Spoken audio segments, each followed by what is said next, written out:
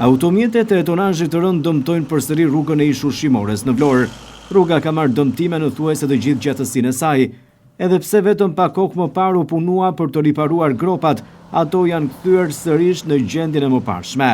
Mjafton të shikosh pamjet që po ndiqnin në ekran për të vënë re se si është situata dhe se si infrastruktura e kësaj rruge po degradon çdo ditë më shumë. Edhe pse një investim i realizuar në vitet e fundit, pasi të gjithë e mbajnë mend se në çfarë gjendje ishte kjo rrugë, duket se nëse nuk do të merren masa për ta mirëmbajtur atë, do të kthehet përsëri ashtu si kundërishte.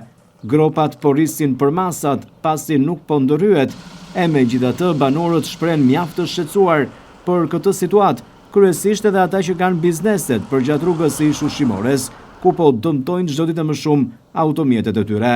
Bashkia e Vlorës dhe institucionet duhet marrin masa për riparimin e kësaj rruge, të paktën provizorisht për të riparuar gropat që tashmë po thellohen çdo ditë më shumë.